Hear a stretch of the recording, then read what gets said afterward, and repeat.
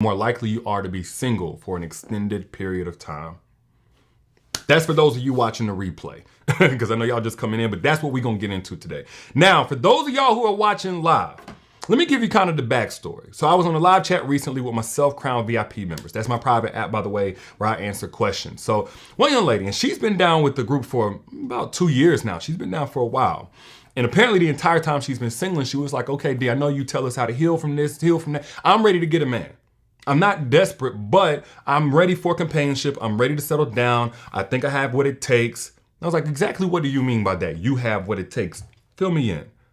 She said, well, first off, I'm beautiful. So I know, guys are constantly trying me. I'm beautiful. I work hard. I'm willing to be submissive if he's able to lead. I'm very intelligent. I got this education, that education. I'm a sapiosexual. I said, look, you ain't got to go no further. That tells me all I need to know. The fact that you are an intelligent woman, the fact that you are smart, and this goes for everybody else listening, the fact that you are a thinker as a woman drastically increases your chances for being single for an extended amount of time. Now, I gotta say this. I'm not saying that women in relationships are dumber or dumb or stupid if they're wives or whatever. Y'all know how the internet is. If I say, I like hot dogs, like, he's saying he hates hamburgers. No, it's not like that. There's a reason why, as a woman who is a thinker, a woman who's an intellectual, if you're a reader, you don't even gotta have like a formal education, higher education, a BS degree, a PhD, none of that stuff. But if you are a smart woman, you're more likely to be single for a year, 2 years, 3 years plus. And that's not even a long time these days. Some of y'all, 5 years, 10 years, you've been single.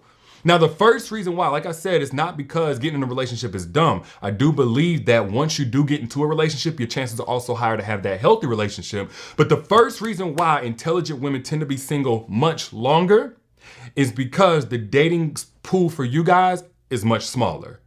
It's just like if you go to school, there's way more people getting a bachelor's degree than there are those who are getting a PhD. There's way more people in school who have a 2.0 or a 2.5 GPA than those who have a 4.0. There's only one summa cum laude, magna cum laude in a high school or stuff like that. Like as you go up the pyramid of intelligence, you're going to decrease the amount of people who qualify to fit in that. And as a woman who is a thinker, as a woman who is intelligent and intellectual, you're only going to be able to connect with somebody who's mentally equally yoked. It's going to be very difficult for you, frustrating for you, intolerable for you to deal with somebody who cannot keep up with you mentally. Put I down in the chat if I'm talking to anybody.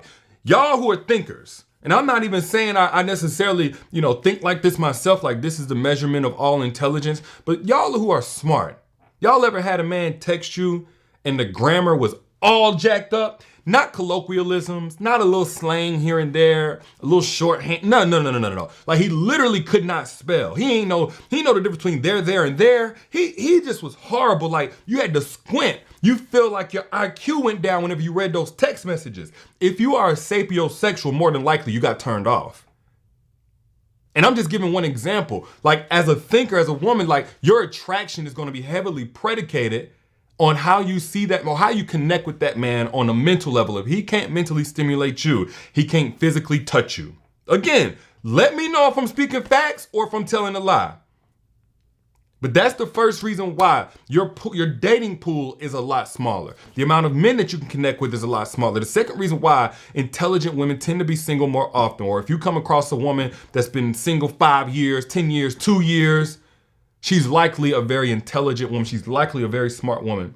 It's because a lot of people who are in relationships, especially those that get into back-to-back relationships, are really in dependentships. They're not in relationships. Y'all all know somebody. Maybe you've been there yourself, so ain't no shame. But a lot of those women tend to depend on a man for his resources. That's who thinks for her, whatever the case may be. But intelligent women, not only because they go and get higher education, but because of their ability to gather information and hold on to it, they can perform better in the workplace. They can start their own businesses that actually succeed. They tend to create a situation for themselves where they're not going to be with a man strictly because he has money. They're going to be with a man based on the merit of his character, his integrity, his morals, his healing, his evolution, like as an evolved man. And because that does not represent the majority of men, that's not man bashing, that's just speaking facts. Y'all tell me if I'm lying.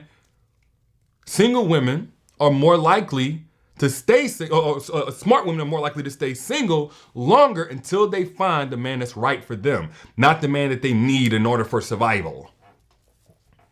Another reason why intelligent women tend to be single much longer is because they're better at learning from not only their mistakes, but the mistakes of others. They don't have to step in 10 times to know that it stinks. They go through something and their mind says, from now on, I'm going to take away your peace anytime you get close to that. Not in the sense of like triggers. It's just that intuition is a lot sharper with a woman who's intelligent. She can't even force a relationship with somebody who's replicating the same BS she had to pray her way out of. She can't even force it. She can't tolerate it. Meanwhile, if a woman's not really thinking, she may just be strictly impulsive, emotionally led, and everybody's had that season of their life. If you've ever had that, it's not saying you're not intelligent. But after that first, second, maybe that third rendezvous where you let your heart take the lead and you just ignored all common sense or whatever, if you're truly an intelligent woman, at some point, you're gonna be like, I'd rather just find a way to be happy in my singleness, fulfilled in my singleness until I find that person that's an upgrade to my singleness. As opposed to people who really ain't that, honestly, they just don't have the mental capacity. So they just keep running to the same old stuff and they'd rather acclimate down to somebody's lowered standards. Intelligent women say, I'd rather adjust to your absence than to acclimate to your disrespect. Another reason why intelligent women tend to be single much longer is because knowledge is power. And insecure, weak men are intimidated by powerful women. Or like we said yesterday, a lot of weak men are turned off by women they cannot control. The more information a woman has, the harder she is to control. And when a woman is smart, like she relies on her intelligence as a survival mechanism. She figures things out. She's keen. She knows the signs to look for. She's always looking for more information. When a woman is on that in any capacity, she's definitely on that interpersonally. So you'll find women who are smart that's made dumb decisions in their relationships. No doubt about it. But you won't find too many that keeps making the exact same mistakes over and over and over again. And when they get with a man, it's not even just the mental stimulation. They're going to have higher standards for that man.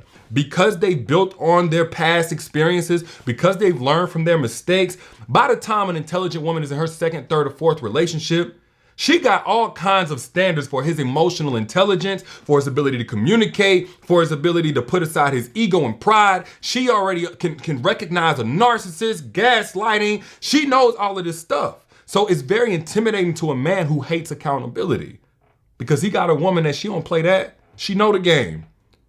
She's not only smart in the book, she's not only smart in just common sense. Like in a relationship, she's smart as well if she has any type of experience.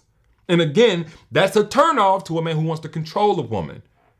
As a matter of fact, if you study history, back in the slave days, the slave masters didn't even want the slaves to have books. They would get punished for that. Why? Because knowledge is power. If you empower people mentally, they're very hard to control. So a man who's looking to control you is really looking for you to be dumb. He's looking for you not to know what's going on. Not to peep game, not to have learned from your mistakes, not to have learned from the mistakes of others, not to have delved into to different resources, not to be watching me, not to be watching this video or videos like mine, podcast. And this is why, as a smart woman, as an intelligent woman, as a woman whose dating pool is smaller, as a woman who does not necessarily depend on a man, even though you can value the right man, as a woman who's a sapiosexual, you have to know the strategies to attract men who complement you, who are on the same level as you, men who can take you to a higher level in life than what you've already taken yourself by yourself. And that's only going to be an evolved man, because this is what I've also seen. For women who are intellectuals, for women who are smart, women who are thinkers, women who ain't no dummy, when playing nobody's fool over and over again, y'all know that in terms of like an individual competence, but you've never been taught how to position yourself for a man who deserves you. So you continuously do give yourself to people who don't. They're able to play on your heart, and that's when you ignore your mind. And those of you who have done that, you've regretted it every single time. You knew you should have went with what you saw from that man instead of what you felt. You knew you should have went by what you recognized in him and what you've seen in terms of his patterns instead of what you hoped for. But if you go by the strategies that actually work, if you continue to delve into information that can help you position yourself for an evolved man, you can actually stop that pattern. And you don't have to be single much longer than what you want to be single. Now, if you want more information on that, I actually have given those strategies for free, step by step. In my secret masterclass, the secrets to making evolved men crave you. It's actually not secret because I put the link right down here in the comments, also in the caption whenever you back out. And again, that's absolutely free. You ain't got to pay me nothing. Hour long, I went in on how to attract evolved men. If you have prepared yourself for that, and if you want to prepare yourself for that, I'll also go over that in that masterclass as well. Again, that's at the link pinned down here in the comments, also in the caption whenever you back out. If you haven't registered yet, go ahead, because it comes down after it gets to 150 people. But back to what I was saying. For those of you who always try to qualify yourself, why you shouldn't have to be single, you know that you're ready, you know that you're wife material, you know that you're ready to receive love and give love to the fullest extent, and you're thinking to yourself, man, why is it that I can't with all of these great qualities? Those great qualities may be exactly why your single season doesn't look like everybody else's. You know, McDonald's can hire just anybody for that cash register position at one of their restaurants. It don't really take that much to fill that role. But whenever you really top tier, when you really cream of the crop, that resume got to look a whole lot different in order to fit the job description, to be able to meet the needs. And that's okay, because your position, or that position in your life, comes with a lot more responsibility and a lot more damage if that responsibility isn't taken seriously.